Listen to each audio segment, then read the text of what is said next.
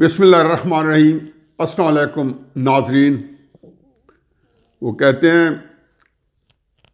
اے عشق مرحبا وہ یہاں تک تو آ گئے۔ ابھی بریکنگ نیوز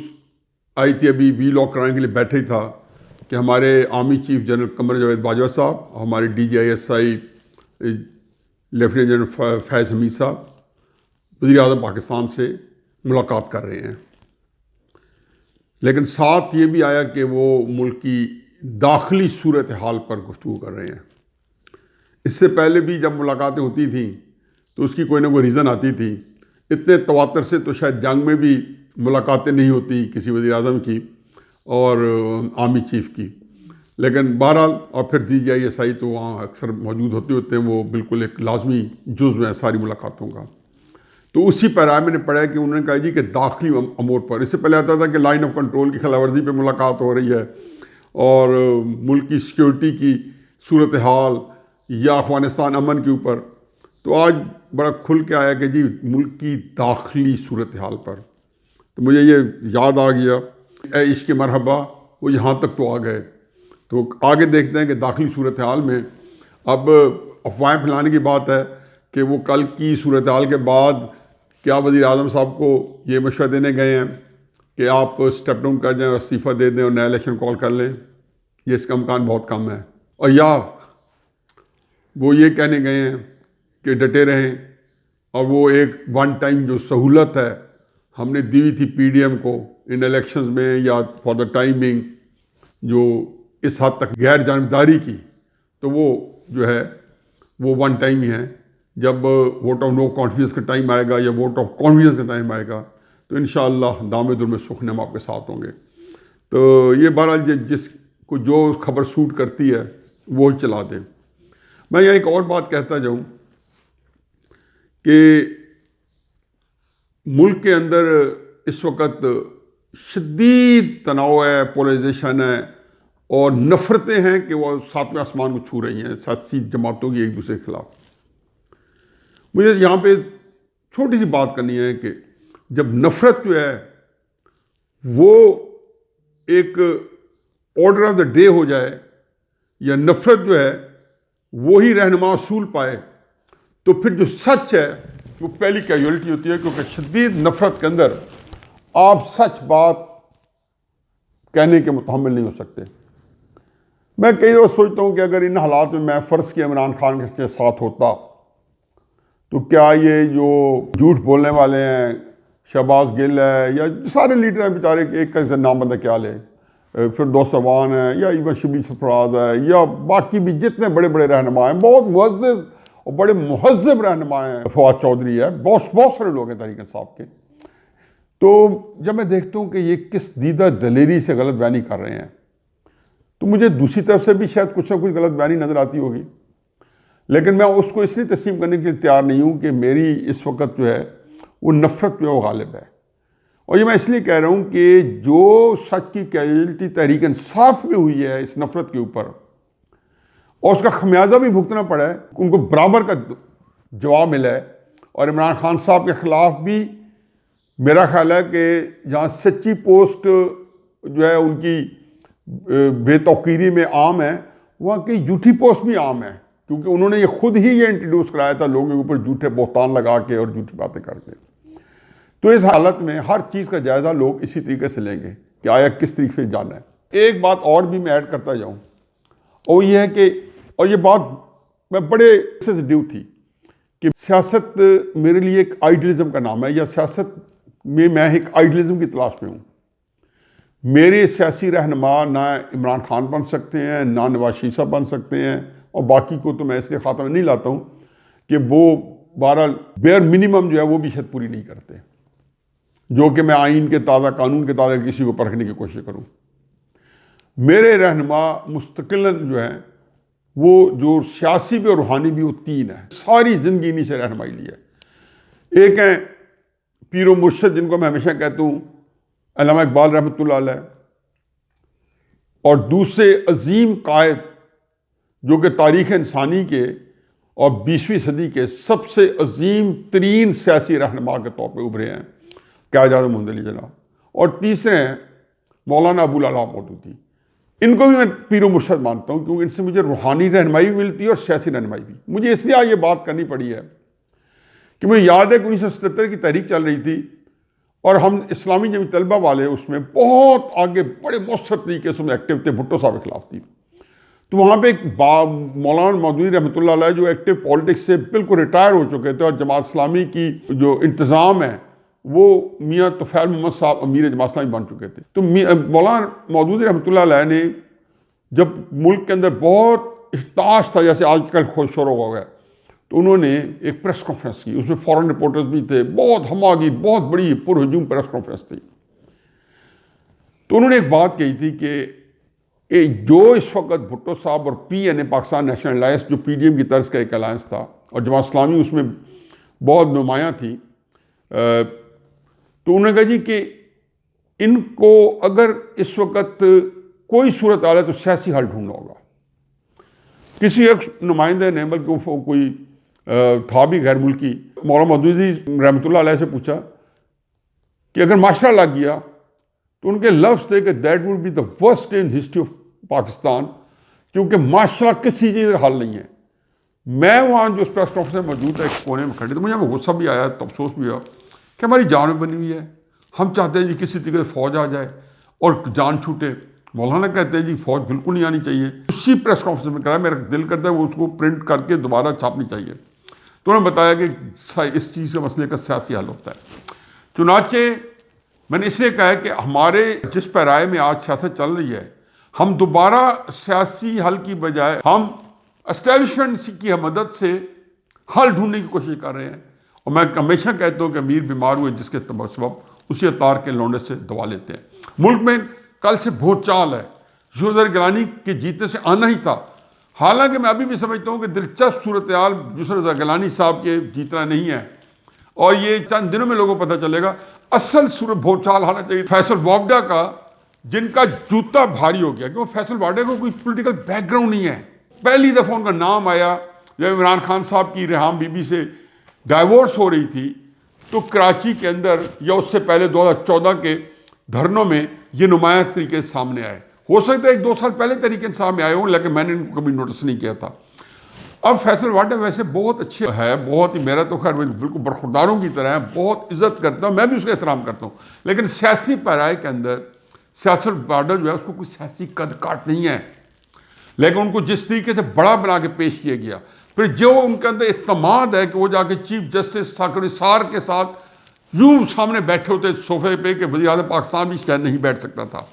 پھر فیصل وابڈا کو جس طریقے سے الیکشن کمیشن نے اور ہائی کورٹ نے صرف نظر کیا، اس بات کے اوپر جو ہے بالکل لوگ سجدہ رہیں گے، پورا نظام جو ہے وہ انکیپیسیٹیٹ ہو گیا، غیر مسترد کر دیا فیصل وابڈا کے کیس نے، الیکشن کمیشن کے اندر بھی اور سامنے بھی۔ پھر ان کا جاگ کے اس طرح جتوانا، پھر ان کے پاس بڑی اہم وزارت ہونا اور آگے آگے بڑھنا، تو یہ ہے پورے پاکستان کا نظام۔ اور میں ہمیشہ کہتا ہوں کہ ایک فیصل وابڈا کا جو کالا جوتا جو کاشف عباسی صاحب کی میز پہ پڑا تھا، انفیکٹ ریاست پاکستان کے اوپر وہ جوتا پڑا تھا، اور اس کے ساتھ عبدالقادر کا بھی جیت جانا جو ہے یہ بھی اس نظام کو چیلنج ہے، جس میں عمران خان صاحب پہ الزام ہے کہ انہوں نے 70 کروڑ روپے عبدالقادر سے لیا ہے۔ اور پھر اسی پیرائے میں ایک سرسی بات اور بھی کہتا چاہوں کہ یہ سیکرٹ بیلٹنگ اجاز ہے کہ اجاز چودھری صاحب بھی الیکٹ ہو گئے ہیں اور اون عباس صاحب بھی ہو گئے ہیں۔ ہو سکتا ہے سیف اللہ عنائی صاحب کو روٹین مل جاتا، اگر اوپن بیلٹنگ ہوتی میں لکھ کے دیتا ہوں ان دونوں لوگوں کو ٹکٹ نہیں ملنے تھے، نہ اون عباس کو نہ اجاز چودھری صاحب کو، پھر بابر روان، پھر وہ ساری ایک لمبی فہرست تھی، اکبر شہزاد اور کس کس نے آگے آنا تھا۔ یہ تو آپ کی ملکی صورتحال ہے۔ اب آخر میں جس کو میں کہنا چاہیے کہ جو اصل ہمارا موضوع ہے وہ یہ ہے کہ جس سے میں نے سارا اپنی وضاحت دی ہے، اور جب میں کہتا ہوں کہ مسلم نون کے لوگ جو ہیں وہ کئی دفعہ میری باتوں سے وہ اسی میں دل برا ہوتا ہے کہ ان کی وہ جو خواہشات ہیں اس کے اوپر پورا نہیں اترتا۔ ان کی خواہشات نون کی یہ ہے کہ عمران خان صاحب کو اسٹیبلشمنٹ کی مدد سے ہٹا دیا جائے، جبکہ میں کہتا ہوں کہ عمران خان صاحب کو اسٹیبلشمنٹ کی مدد سے نہیں ہٹایا جائے، اسٹیبلشمنٹ کے اوپر دباؤ دیا جائے کہ جیسے وہ اس الیکشن میں نیوٹرل ہوئی ہے ہمیشہ ہمیشہ کے لیے نیوٹرل ہو جائے، جو کہ آئین کے اندر اس میں ذکر نہیں ہے۔ اسٹیبلشمنٹ کسی طریقے سے سیاست سے نکل جائے، اسٹیبلشمنٹ ضلع لیول پہ جو نظام انہوں نے بچھایا ہوا ہے اس کو ڈسمنٹل کرے۔ یہ میں کہتا ہوں یہ پاکستان کے لیے بہتر، پاکستان کی سیکورٹی کے لیے بہتر ہے، ریاست کے لیے بہتر ہے، سیاسی استحکام کے لیے بہتر ہے۔ یہ جو الیکشن آیا ہے جس کے اندر عمران خان صاحب نے میرا خیال ہے بہت عقل مندی کا ثبوت دیا ہے اور انہیں ووٹ آف کانفیڈنس ہے آرٹیکل 91 کے تحت سیٹرڈے کو سنیچر کو لینے اندیا دیا ہے. اس میں دو چیز سامنے آئیں گی. پہلی بات تو یہ ہے کہ ووٹ آف کانفیڈنس سے وہ کامیاب ہو جاتے ہیں تو وقتی آسودگی ہوگی. لیکن یہ میرا نپیتلی سوچ ہے کہ عمران خان اور پاکستان اکٹھے نہیں چل سکتے. عمران خان اور اس کے جو مربین ہیں، لواحقین ہیں، سلیکٹرز ہیں، ان کا گٹھ جوڑ پاکستان اکٹھا نہیں چل سکتا. اس کا ٹاپک سے کوئی تعلق نہیں ہے. پاکستان نے خرچ ہونا ہی ہونا ہے. اس کا تعلق پاکستان کے سیاسی عدم استحکام سے ہے جو کہ گھمبیر سے گھمبیر تر ہوتا جا رہا ہے. یوسف رضا گیلانی کا الیکشن نے بھی اس سیاسی عدم استحکام کو مزید گھمبیر کیا ہے. اس کو جو طریقہ کار کریں گے وہ سیاسی عدم استحکام کو مزید بہت زیادہ گہرا کر جائے گا. اب عمران خان صاحب جو ہیں وہ دوسرا سین ہے کہ وہ عدم اعتماد دینے میں ناکام ہو جاتے ہیں. عدم اعتماد دینے میں ناکام ہو جاتے ہیں تو پھر عمران خان صاحب کا جو رول ہے وہ بھی مجھے ناپسندیدہ ہے کہ عمران خان صاحب بطل حریت بن کے اسٹیبلشمنٹ کے سامنے خم ٹھوک کے آ جائیں گے. ان پتہ چل جائے گا کہ اسٹیبلشمنٹ نے یہ سہولت پی ڈی ایم کو مستقلاً دی ہے ان کو ہٹانے کے لیے، جو کہ میں کہہ تو نہیں تھی. میں بار بار کہہ رہا ہوں کہ پی ڈی ایم کو یہ سہولت پوری نہیں دی گئی، اور اس لیے الیکشن سے ایک رات پہلے کوئی 10-15 بندے جو ہیں اسٹیبلشمنٹ نے واپس لے لیے تھے تاکہ بہت بڑا کرائسس نہ ہو جائے. اور وہ نظام کو آگے لے کے جو چلنا چاہتے ہیں وہ صرف بھاپ نکالنا چاہتے ہیں پی ڈی ایم کی موومنٹ میں سے، اور وہ اس میں اندر وہ جتنی اب چارج ہو کے اب پی ڈی ایم جو ہے جو 26 مارچ کو جا رہی ہے. میں تو ہمیشہ کہتا ہوں کہ ان کا مارچ جو ہے وہ بھی اس طریقے سے مؤثر نہیں ہوگا کیونکہ اتنی ایکسائٹمنٹ کے بعد اس کے بعد آگے دیکھتے ہوں کیا ہوتا ہے. لیکن اس سے پہلے 12-15-20 دن بہت کچھ دیکھنے کو ملے گا. اس کے اوپر اسٹیبلشمنٹ بتا دے گی کہ وہ عمران خان صاحب کے ساتھ کھڑی ہے یا پی ڈی ایم کو انہوں نے جو لارا دیا ہوا ہے جو میرے نزدیک وہ بھی ناپسندیدہ عمل ہے کہ آپ عمران خان صاحب جو کوئی ایشو نہیں تھے وہ اب ایشو بن گئے ہیں، اور اسٹیبلشمنٹ جو کہ ایشو تھا وہ ایک نان ایشو بن گئے. ان حالات میں اب جو اگلی صورتحال ہے وہ یہ ہے کہ عمران خان صاحب پھر اس سیاست میں آئیں گے جو ذوالفقار بھٹو کو یا نواز شریف کو قسمت میں مل گئی تھی. میں نہیں چاہتا ہوں کہ عمران خان صاحب جو ہے وہ سیاست کریں، بلکہ وہ اپنے اسی انجام پہ جو شوکت عزیز کا تھا یا اس طرح کے لوگ جو اسٹیبلشمنٹ کے ساتھ آئے تھے اور آخر تک اسٹیبلشمنٹ کے نیچے انہوں نے کام کیا، وہ اسی طریقے سے ریٹائرڈ ہوں. لیکن اینی وے اب پی ڈی ایم بھی بہرحال کوئی ایسے تو نہیں کہ ان کو بندہ انڈرمائن کرے، کوئی نہ کچھ سوچ رہے ہوں گے. لیکن اس سوچ کے اندر ایک چیز خطرناک ہے کہ پی ڈی ایم کی جو پارٹیز ہیں، جو میں کل بھی کہہ چکا ہوں، پہلے بھی کئی دفعہ کہہ چکا ہوں کہ پیپلز پارٹی لگتا ہے کہ مکمل طور پر اسٹیبلشمنٹ کے اب کنٹرول میں ہے. ان کو لگا بھی کھاتے. ایک وسیع ٹاپک ہے جس میں کسی دن ڈسکشن کروں گا کہ پیپلز پارٹی اور اسٹیبلشمنٹ کیوں ایک دوسرے کے قریب ہیں اور کیوں ایک دوسرے کی چوائس ہیں. 2016 میں ہم دیکھ چکے ہیں کہ پیپلز پارٹی اسٹیبلشمنٹ کے ساتھ مل کے، عمران خان صاحب کے ساتھ مل کے انہوں نے نواز شریف کو اقتدار سے علیحدہ کیا یا فورس کیا، وہ حالات پیدا کیے جیسے نواز شریف صاحب جو ہے الٹیمیٹلی پھر علیحدہ ہوئے. پھر پی ڈی ایم کی جو باقی پارٹی ہیں جیسے مسلم لیگ نمایاں ہیں، ان کی بھی جو بڑی نمایاں لیڈرشپ ہے وہ بھی اسٹیبلشمنٹ کے بالکل اس طرح کہنا چاہیے پنجہ استبداد کے تقریباً اندر ہی ہے، اور وہ ڈسیزن لینے میں بھی خاصی مؤثر ہے. اور وہاں پہ یہ ضرور بڑی عام چیز ہے جی کہ بات ہو گئی ہے اور شاید خاقان عباسی صاحب کو جو ہے وزیر اعظم بنایا جا رہا ہے اور اسمبلی کے ود ان ہاؤس چینج ہوگی. میرا خیال ہے کہ یہ دور کی کوڑی ہے. مجھے بھی بتایا گیا ہے یہ بالکل نہیں ہوگا. پھر شاید خاقان عباسی صاحب اس اسمبلی سے نہیں الیکٹ ہونا چاہیں گے. ان کے پاس بھی ایک ہی حل ہے جو سجیسٹ کر رہے ہیں. مریم نواز صاحبہ بھی وہی حل سجیسٹ کر رہی ہیں. نواز شریف کا بیان ہی وہی ہے. فضل الرحمان صاحب کا بیان ہی وہی ہے کہ یہ اسمبلیاں جو ہیں غیر آئینی ہیں. یہ اسمبلیاں زور زبردستی کی الیکشن ہے، آر ٹی ایس کا الیکشن ہے، چوری کا الیکشن ہے. اس کو ڈیزالو کرنا چاہیے اور نیا الیکشن ہو آئین پاکستان کے تحت جس میں سارے ادارے جو ہیں اس آئین کی حرمت کے پاسدار بن کے سامنے آئیں، اس کے اندر رہ کے کام کریں. یہی میرا خیال میں سولوشن ہے جو میں کئی مہینوں سے کہہ رہا ہوں کہ اس کو پی ڈی ایم اگر آج بھی ٹارگٹ کرتی ہے تو پی ڈی ایم کو ہی کامیابی مقدر نہیں بلکہ مستحکم ہوگی. جو نظام اگر اس کے شارٹ آف ہوا وہ پاکستان کو مزید سیاسی طور پہ غیر مستحکم کر کے جائے گا، اور پاکستان اب متحمل نہیں ہو سکتا، کیونکہ 1971 کے اندر ہم اس کا انجام دیکھ چکے ہیں۔ میرا خیال ہے کہ پاکستان کے واسطے، اکابرین جنہوں نے محنت سے پاکستان کیا، اس کے واسطے گزارش یہ ہے کہ پاکستان کے آئین اور قانون کے مطابق اس ملک کو چلایا جائے،